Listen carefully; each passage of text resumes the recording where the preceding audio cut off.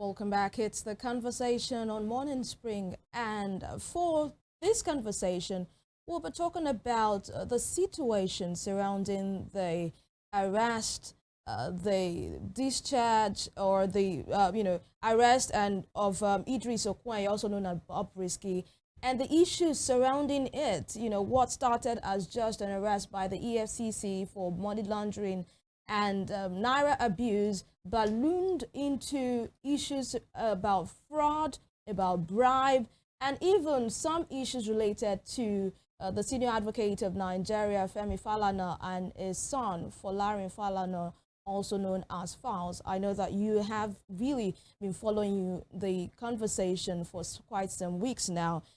Bobrisky was arrested in 2024 by the EFCC on charges of money laundering and currency abuse. And allegation arose that Bobrisky did not serve his term in prison, but was instead housed in a private apartment during his sentence. This claim was made by Martins Ose, also known as VDM, Very Dark Man, in a leaked audio recording where Bobrisky supposedly admitted to bribing officials. And, this has actually garnered controversy on social media all around. And the recent one was, him bribing an official 15 million naira to drop the money laundering case, and also him not serving his term in the Kirikiri facility in Lagos. But of course, a panel was set up by the federal government, and the panel's report came out and also has garnered controversy since it actually was published. The panel said that it found out that Mr. Okwai Idris enjoyed several privileges while in custody, both at the medium security and the maximum security custodial centers. And it included him having a furnished cell. He had access to television. The cell was rugged. He enjoyed visitations from his family members and friends anytime he wanted. He enjoyed food, morning, afternoon, and evening, whatever he wanted, and also possibly access to his phone. This was what the panel came up with. However, the panel wants to investigate if the privileges provided for Okwai Idris were financially motivated or based on corrupt practices by correctional officers. To help us have, a better understanding of what is happening, especially in a correctional facility, because a lot of people said that it's supposed to be a correctional facility where people go in to get rehabilitated and come back. And it's supposed to be what is sauce for the goose is sauce for the gander. Is there need for there to be any kind of privileges for some Nigerians while the others suffer in silence? Is one Nigerian more Nigerian than the other?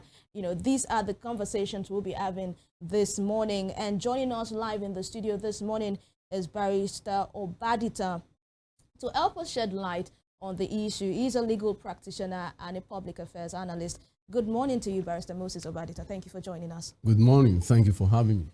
All right.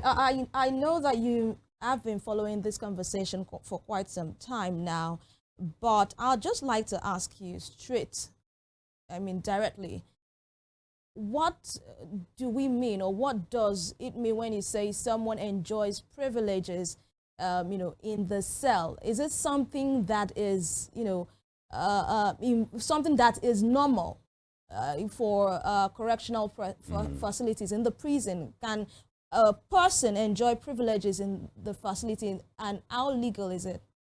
Very good for using the word legal. Legally, all prisoners are equal. But once the court pronounced the judgment that someone is convicted and to serve a period of sentence, he must go for it. However, from the Western country, which I will be giving an example, to our own country, all animals are not equal. Once you come into some country like US and some say like California and some other area, you will discover, like in Norway too, there are some prisoners, once they have money they can't be given. Maybe let me just look at some of the records I have that to show you. And then I will also come to an investigative reporting did by Punch newspaper in 2018, establishing the fact that what Bobrisky has just gone through or enjoyed was not new. So let's start from the Western country. If you look at the system in Chicago, the report said it has a distinction of having a lot of politicians coming to prison. And so, when politician comes, you don't want any, they still want to be as if they are in their house. So they give them the privilege, not legally, because they have the money to pay for it. And if you, as a journalist, you will remember there used to be a man they call Pablo Escobar. Pablo Escobar, according to the report, was confined into a villa, guarded. He's a prisoner, guarded by his own men, which was supposed to be his prison.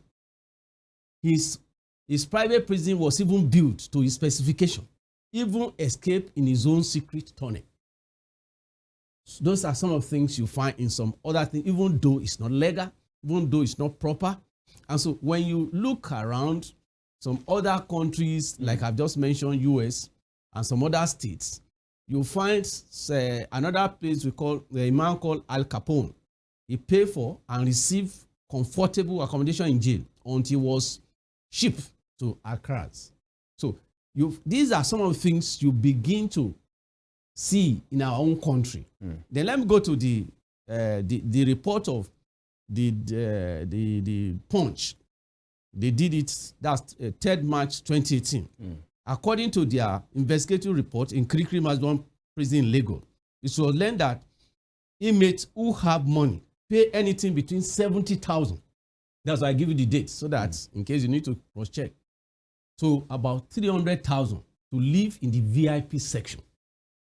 So the places maybe they are referring that Bobrisky was living outside could be, I'm not so sure, could be the VIP section of the prison. So according to Punch report, an ex-inmate, now prison reform advocate, Mr. Gwansulu Mharizi, said at the maximum prison, the VIP units are called apartments rather than cells. Personal access to shower, toilet, television, and even generators are made available in those areas. So these are the things that have been happening for a very long time. And you find such a thing, being practiced once, you have money, or then in 2017, October, there was an email at the Kuje prison. Ifeanyi Ezenwa was accused of operating a fake bank alert, even while he was in jail.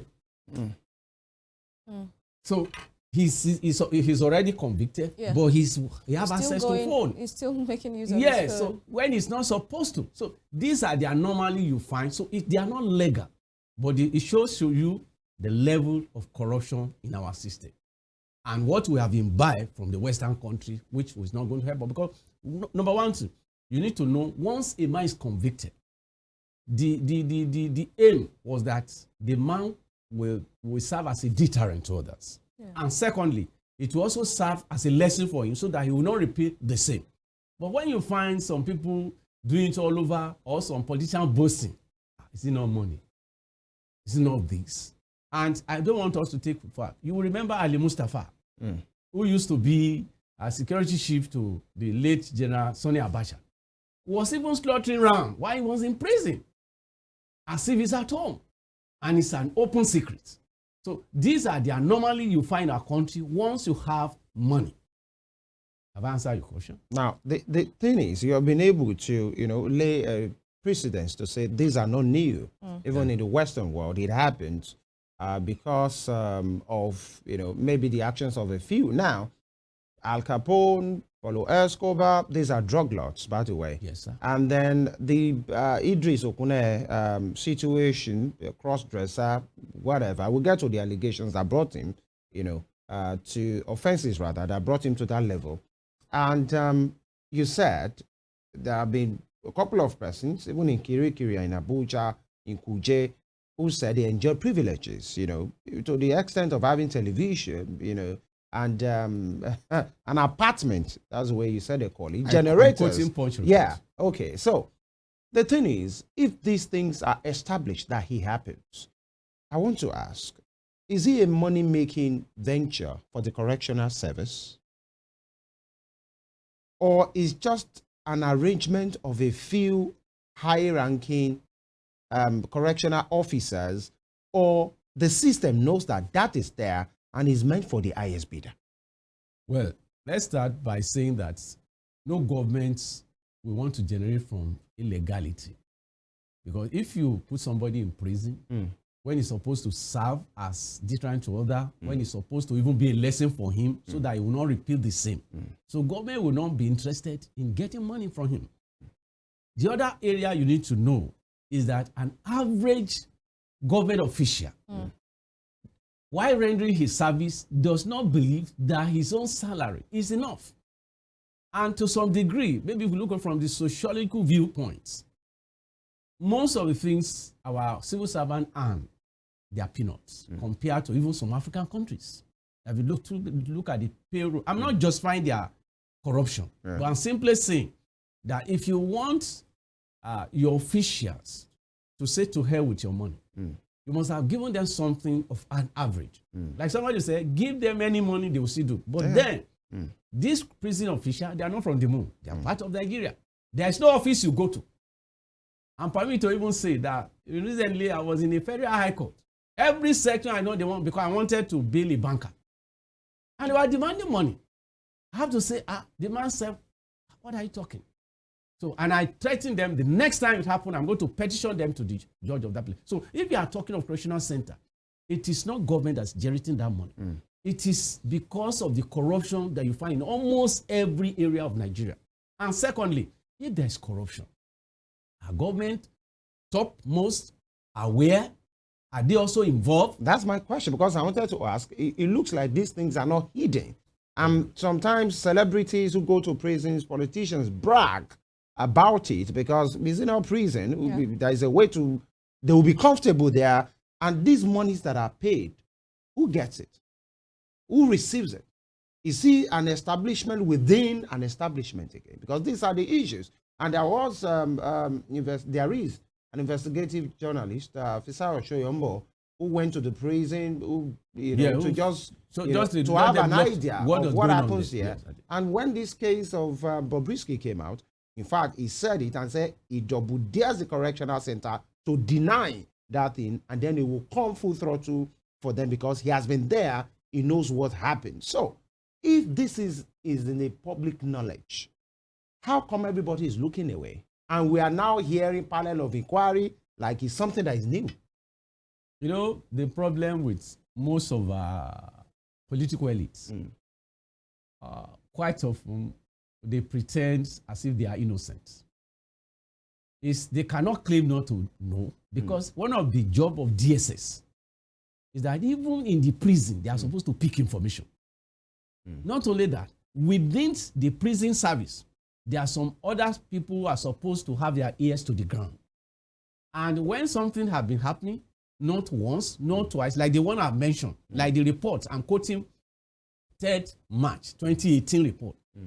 Is government not supposed to look into that report and find out, was it true, and what can we do so that such thing will not keep on repeating itself? So quite often, the government look away because, one, the officer is likely to be their man. When I mean men, maybe they're bootlickers. Secondly, sometimes some of these prison officials, remember, there's hierarchy. Each time they collect, each time they make arrangement, the topmost, which is supposed to be maybe something general, must be, they have to pay him. Okay, this is what we have collected.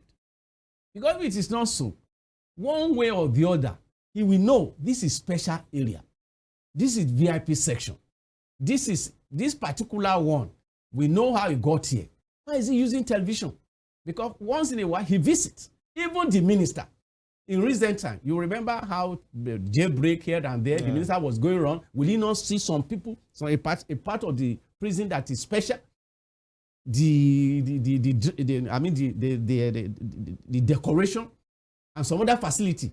He should be able to ask questions. Why is this one like this? Barrister, are you saying that those VIP section in the prisons are not known to the government to exist? They are just what was probably carved out by the correctional facility officials to make more money for themselves. Is that what you're saying? Or it was built that way for probably politicians that come in so they do not, or big men that come in so they do not mingle with the low class, inmates. You know how this, or celebrities that come in so they do not mingle with the low class inmates, because some people believe the anger in some inmates might be, oh, they see a politician and say, you are the cause of why the country is like this, and they beat him up or something. Why they are even there. Yeah, so is it, I just want to get that clear. Yes. Those structures, Is it an official arrangement, or it was just a structure built in by the correctional facility officers to make more money for themselves? Because I've been privileged to visit Elisha prison, the Kirikiri prison, except the Abuja I have not visited. And from the look of things, there's nothing extraordinary that the government or the other federal, actually federal in charge, that are built for any particular place. It is when these people come. Let me just give you something that happened recently. Why is it that the prison service and the DSS were struggling to have a Emefiele? The only reason is simply that when you keep a Emefiele, a central bank governor who is on fraudulent charges, he must cost something. His relation will come. Okay. So it's not government that built it. So, let me even give you. That's another angle to that incident. Oh, certainly. I'm telling you. Nobody ever thought of it. So you understand? The day I visited, from here, an officer took me there because his cousin was locked up there and we need to seek for the bail. So on getting to Kirikiri, from the entrance, there's something you have to do. Because on television, I have to be very careful. So I won't be able to prove it. However, when we get inside, to see the guy we came for in order to obtain information before filing his case, they say we must see the prefect. The prefect dressed just as you dress now. And he's supposed to be a prisoner. And they said we must give him... Supposed to be another inmate. Yes, he is, but because he has been there, so he's referred to as a prefect. All right. Like a school prefect, they have a prison prefect. So they have a prefect there who attend to us, and we must give him something. Whatever food we bring for the man who came for has to be given to him. So these are some of the things you find out that the prisons... Was that particular prefect in the correctional uniform? No. That's why I said he dressed like... Was in a mufti? Oh, yes. It's not a prison official. If it's a prison, he will wear uniform. Was the prefect picked by, the correctional facility? I wouldn't have or known, was voted by the inmates? Was there an election? I don't know. I didn't find out that. All I know is that the prison official in Kirikiri told us, you have to see the prefect. So we can know if we have a government in prison. So you understand? You have to see the prefect who will now get in touch. But these are the things you have to do for him. So as to have access to the man he came for. So if at that level, it can be so, you now imagine, if an ex-governor has been convicted and sentenced maybe to 10 years or 15 years, do you expect him that the prefect will now go to him and say, "Oh, God, wake up"? No. So they must make a special provision. It's not a law. It's not government provision. It is part of the nuisance. Like a convention, sort of. A wrong convention. Corrupt tendency. Let's use the right word. Yes, because if I'm going to, okay, it might be no, sir. Sorry, this is the way that's Nigeria for you. Okay, we can do this one for you, but it's going to cost you money. And those are the things that give back to this. I'll give you some things which you may remember. You were young that time. When Ambrose Ali, a professor, a governor, was sentenced, did he have a VIP position? No. Why did he die in prison? There's another man called Robodo. Busari Adelakun was a commissioner under, I think, Bola Ige or so. Or under MTN, not Bola Ige. When he was jailed, he died in prison. If he had VIP, will he have died? Let me leave that one. Yaradua was second in command or third in command to Obasanjo. He was in prison along with Obasanjo. How did he die? So these are the things I'm trying to show you example that if it had been like that, you would have had some privileges or a special place meant for them. It is just because the society for us are deteriorating. We are gradually becoming an anomaly where not everybody just thinks he's Lord to himself. Those are the things. So where there's what we call government observation or punitive measure, the minister will have had, because the information was there. And he will have read this same report I've just read to you now and try to find out who are those who instruct you to do this one. Or even on a visitation. Why visiting the place? Why is this one special? Oga, that has been, when did this start? So by when no one is questioning anything, when a bad thing began and no one is bothered, eventually becoming acceptable to the generality. So it was not supposed to be so. Are you aware? There is a prison at Tafawa Balewa Square in Lagos. When you are close to, yes, that's the place. That's where Awolowo served his jail time. We were not told he was have a VIP place. From there, he was transferred to Calabar. There was no special place meant for them. But because the generation of society, because you just felt, look, money. I remember a politician once boasted to me in Lagos. And it's not even I who boasted to. He was a local government chairman. And the secretary of local government, I don't want to mention the Lagos, but I was in the political appointment at that time in Lagos. This time they did a meeting, he will change the thing. And each time there's a location, he come back. And the secretary said, sir, this thing you are doing, if they got wind of it, I will forfeit my certificate as a lawyer. And secondly, I said, don't worry. There are 3 things a man needs, and I have them. And what are those 3 things? You need to know somebody. Number 2, you need to have money. Number 3, you need sham. He said these 3 I have. And eventually, when the FCC came for him, the first one worked for him.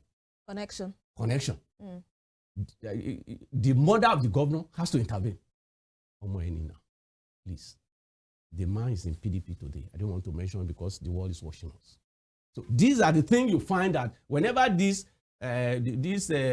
political heavyweights or those who have connection, just like the Bobrisky or whatever name is being called now, somebody somewhere is the one financing it.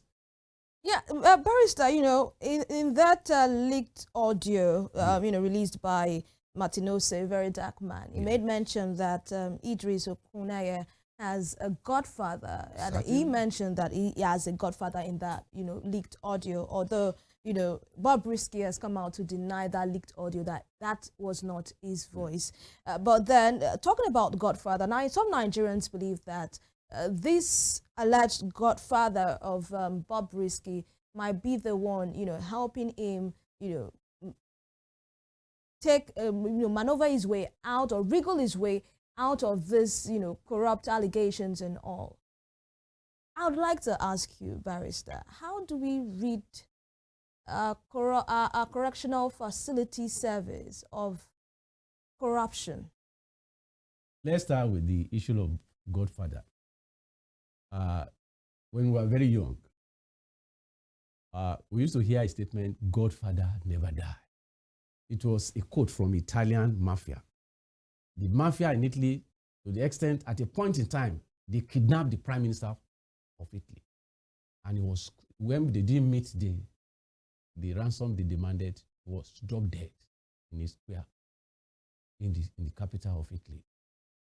So now we have imbibed this, except we are pretending.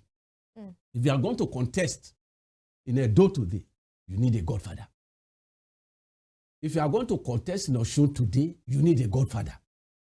But the issue is, this godfather, is it being used positively or negatively? For example, the Bobrisky we are talking about, the way he went to prison, if we are going to be very fair, many people considered the thing he was using. And eventually we are told a particular child was dropped. Why was it dropped?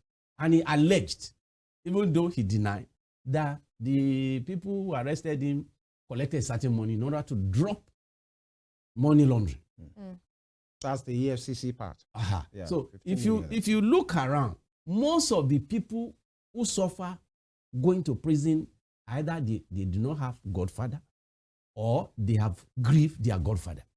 So if you now say, how do we now solve the problem? One of the things that can be that can help us, not only the prison services, but the whole entire Nigeria, is to start with leadership. About 45 years ago, there was a man called Chinua Achebe. He wrote a very small book, The Problem with Nigeria. And the summary of that book said leadership. And I take you to a very close country, to Nigeria.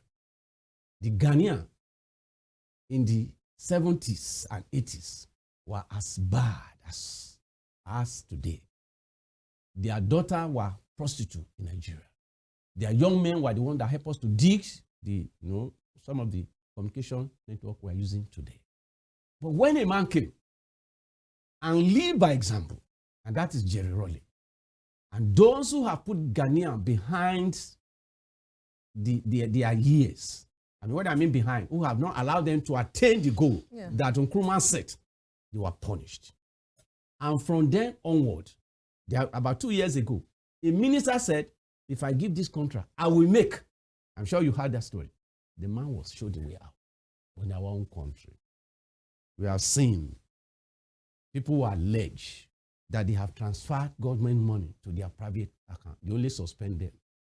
The report is not out. We have seen ministers who have been accused of one thing or the other. No punishment is given. We have seen governors, about 3 or 4 of them.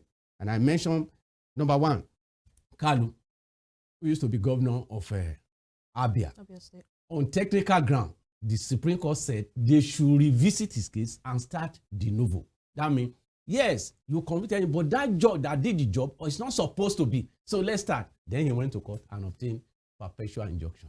He's in Senate today. You can't find that in Ghana.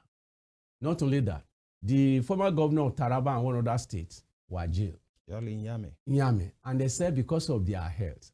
Tell me, sir, I give you a professor, a governor dying in prison, a politician in Ibadan dying in prison, and say because they are sick. Why will young people not stick to it? So until we're able to start from leadership, all this when you are talking about prison, in fact, if I happen to be governor, I will try to repair the prison in my state very well, because I don't know, maybe one day they will ask me to go there. So we must start from leader.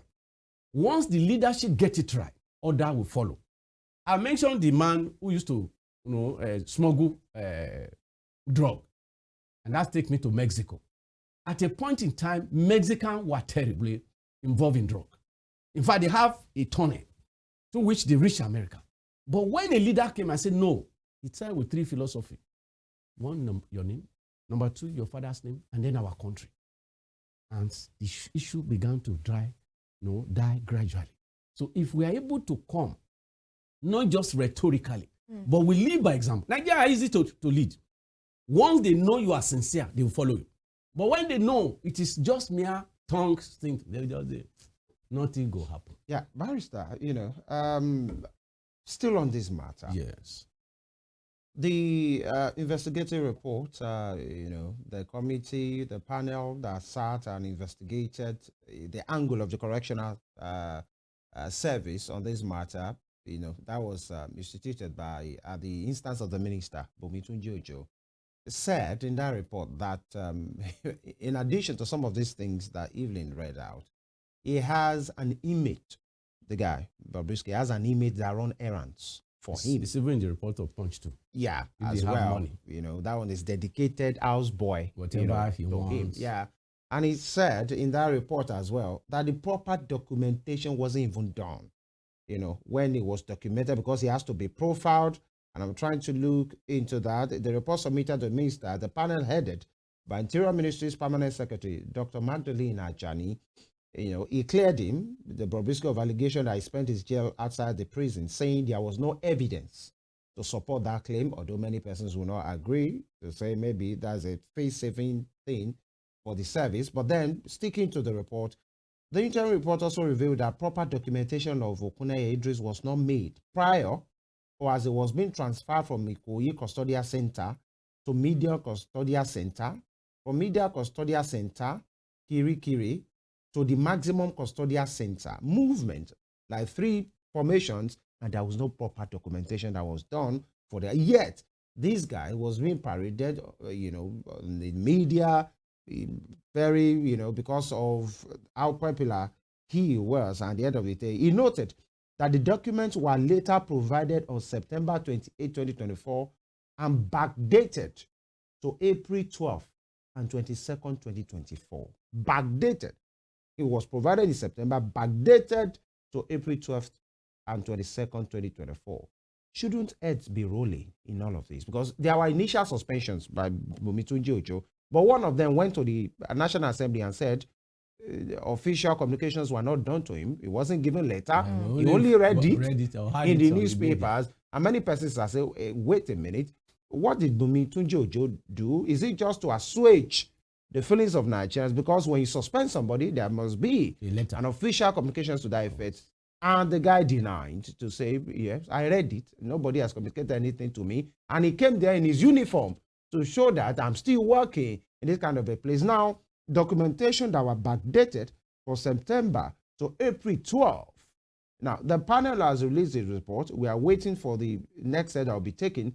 But shouldn't people be made to respond to this kind of a thing? Because it's a disgrace to the system, isn't it? Or am I wrong? You are right. When you talk of documentation, let's assume you are taking a flight from Ibadan to Abuja. You can't just be in the air. Your name, your phone, where you're going to land has already been tested before it take off. You are bringing somebody to your prison.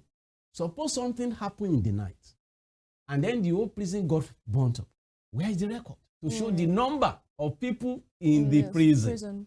So the documentation that was not done perhaps could be intentional, because they know if it was properly documented, there must be a place or a cell where his name will be there.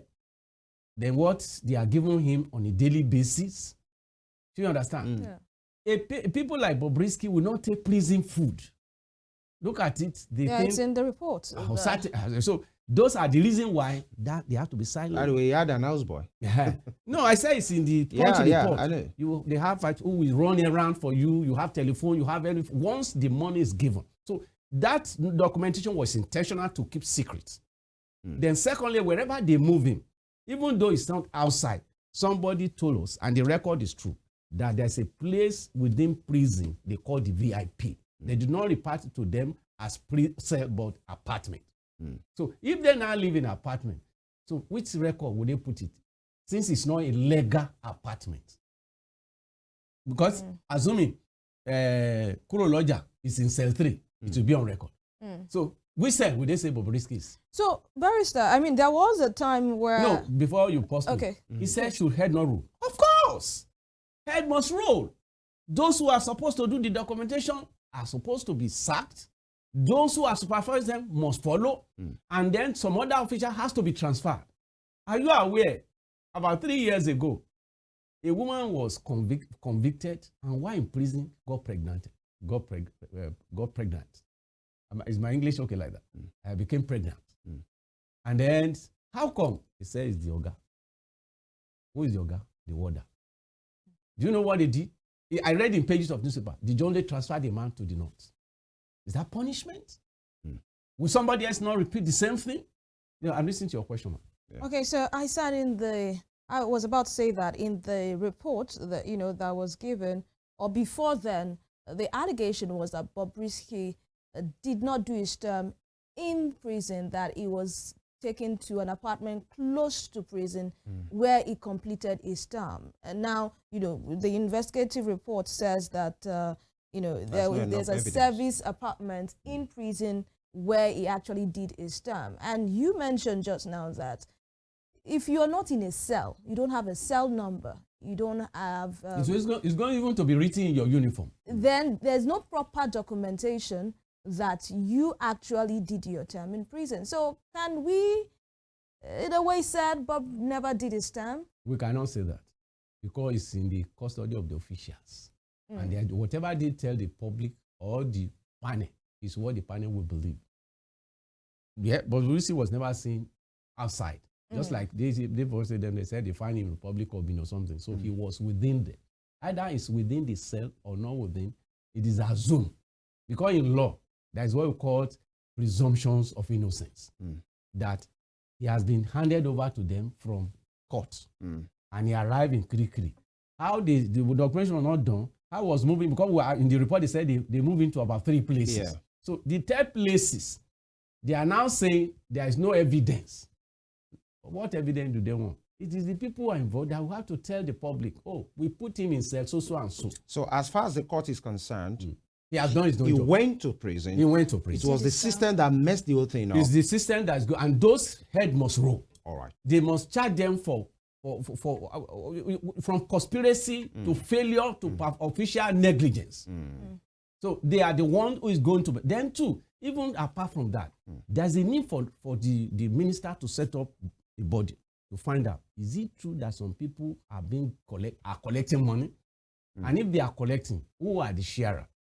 Is it by hand? Is it by account? What do you use the money for? That's how to cleanse the society. But when you just make this noise and then the silence, the thing continue. We like to take this break, and I think I will take you back on that particular point when we return, because the same panel that is seeking to the activities of what went down or what goes down in the correctional service has been said to say Abdulrashid Mina, if you remember his case, his son was also part of the thing. And there was a report that confirmed that the son sent money to the account of correctional officers. We'll look into that and then round it off. So, and if you see such money, that's evidence. Yeah, all right. We'll take this quick break. When we return, we'll round it off.